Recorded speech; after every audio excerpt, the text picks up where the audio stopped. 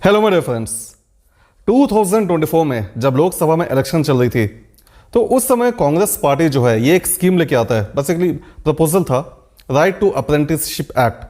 अगर Congress party power में आती तो ये जो राइट टू अप्रेंटिसशिप है इसको पूरे इंडिया में इंप्लीमेंट कर देता, एक लॉ बना देता जिसके अंतर्गत जो हमारे यूथ वगैरह है इनको अपॉर्चुनिटी मिलता कि इनकी जो स्किल्स है ये जब एजुकेशन कर लेते हैं तो इनको अप्रेंटिसशिप वगैरह मिल जाती ऑर्गेनाइजेशन में, और ये बहुत ज़्यादा मार्केट फ्रेंडली रहते हैं। मतलब इनको इजीली मार्केट में जो इनकी स्किल्स है ये डेवलप हो पाती और ये रेडी टू मार्केट हो सकते थे। तो ये कांग्रेस पार्टी की एक स्कीम बनी, एक प्रपोजल बना हुआ था जो इन्होंने लेके आए थे इलेक्शन के दौरान। बहुत अच्छा स्कीम था, even I appreciate that. But Congress party तो आई नहीं पावर में। बाद में जब कोलिशन गवर्नमेंट बनी 2024-25 में जो फाइनेंस मिनिस्टर है जब इन्होंने अपनी बजट वगैरह का स्पीच दिया तो यहां पर एक इंटर्नशिप प्रोग्राम को इन्होंने अनाउंस किया। अगर आप इसे देखेंगे तो more or less in line with what Congress party has initiated, more or less उसी लाइन पे आपको दिखेगा ये। तो ये जो बजट के दौरान जो ये इंटर्नशिप प्रोग्राम था इसमें स्कीम ओवरऑल पॉलिसी ये था कि ये जो प्राइम मिनिस्टर पैकेज के अंतर्गत ये एक कॉम्प्रिहेंसिव स्कीम है जहां पर इंडिया के 1 करोड़ यूथ को अगले 5 सालों में इनको इंटर्नशिप प्रोवाइड किया जाएगा, और वो भी इंडिया के टॉप 500 कंपनीज में। और ये किया जाएगा कि हर महीने ये जो इंटर्न्स होंगे इनको 5,000 रुपीज मिलेंगे गवर्नमेंट से। Every month they will be and they are entitled to get 5,000 rupees plus one time payment of 6,000 rupees. तो ये तो गवर्नमेंट के साइड से हो गया। 60,000 रुपीज जो है ये गवर्नमेंट यहां पर कमिट कर रही है। But at the same time एक ऑब्लिगेशन ये भी लगाया कंपनीज के ऊपर कि जो कंपनीज है इनको जो ट्रेनिंग कॉस्ट है ये बियर करना पड़ेगा। ट्रेनिंग कॉस्ट के साथ साथ जो कंपनीज की जो CSR फंड्स होती है उसमें से उसका जो 10% है वो भी इनको इनके लिए लगाना पड़ेगा। सुनने में तो अच्छा लग रहा है बट यहां पर कुछ और कॉम्प्लिकेशंस आ जाते हैं। देखिए, अगर आप इंडिया के टॉप 500 कंपनीज देखेंगे, जब बड़े बड़े कंपनीज की जब हम बात करते हैं तो इनकी जो पॉलिसीज होती है ये काफ़ी ज़्यादा स्ट्रांग होते हैं। ये काफ़ी ज़्यादा इक्वल पे, डिस्क्रिमिनेशन वगैरह काफ़ी कम होता है। देखिए, जो कॉर्पोरेट पॉलिटिक्स तो हर जगह होता है, उसको अगर हम छोड़ भी देंगे लेकिन जो पॉलिसीज होती है कंपनीज की वो काफ़ी हद तक ये फेयर पे वगैरह देने की कोशिश करते हैं, कोई डिस्क्रिमिनेशन वगैरह न करने का। तो यहाँ पर कंपनीज के ऊपर एक ऑब्लिगेशन आ जाता है कि जब इंटर्न्स जो है, भैया जब आप इनको 5,000 की बातें कर रहे हो, वो इंटर्न को अगर आप देखिए दूसरे कंट्रीज में मैन्युफैक्चरिंग सेक्टर में या कोई भी एरिया में देख लीजिए, काफ़ी बार तो लोगों को 19,000 21,000 वगैरह ज़्यादा मिलता है। तो ये जो इंटर्न्स है जिनको 5,000 रुपीज़ पर मंथ मिल रहा है, क्या आर दे गुड इनफ? 5,000 क्या गुड इनफ है उनको अपनी लाइफ चलाने के लिए? Might not be. Is it competitive enough to compete in the market for similar internship parameters? Might not be.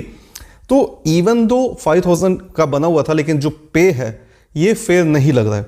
तो यहाँ पर काफ़ी कंपनीज जो है इनको लगेगा कि जब हमें फेयर पे मेंटेन करना है, डिस्क्रिमिनेशन नहीं करना है, तो हमें ज़्यादा इंटर्नशिप को ज़्यादा कंपनसेशन वगैरह देना पड़ेगा। तो कंपनीज की कॉस्टिंग डेफिनेटली यहाँ पर हाई होगी। साथ में एक और इश्यू यहाँ पर मुझे ये लगा कि अगर हम CSR की बातें करते हैं तो देखिए, इंडिया में एक लॉ है कंपनीज एक्ट 2013 जो कि सारे कंपनीज के ऊपर एप्लीकेबल हो जाता है। कंपनीज को बर्थ होना, कंपनी की डेथ होना, डिसोल्यूशन तक, कंपनी की पूरी रनिंग वगैरह ये जो डिफाइन होती है सारा का सारा कंपनीज एक्ट 2013 में दिया हुआ होता है। नो, कंपनीज एक्ट 2013 में एक सेक्शन है 135। इसके भी कुछ 3 क्राइटेरियाज हैं। कोई भी कंट्री की अगर इमीडिएटली पिछले 3 financial years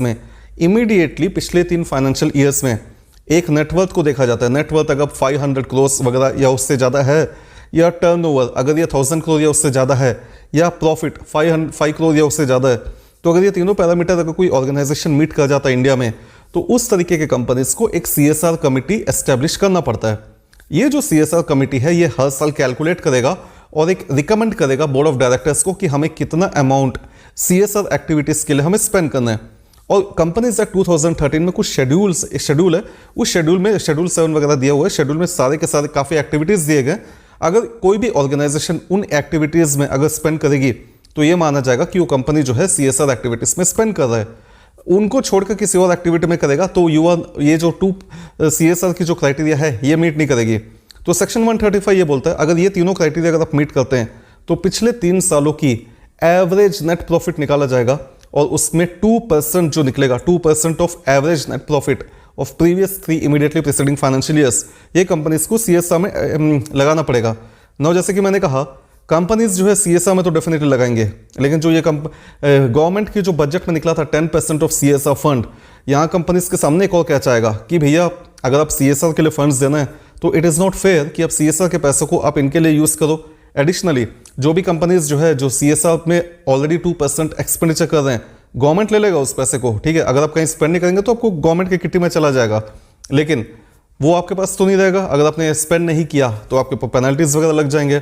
know the point is 2% में से अगर आप जो भी पैसे अगर यहाँ लगाओगे इस इंटर्नशिप प्रोग्राम में, उसमें आपको कोई डिडक्शन भी नहीं मिलने वाला।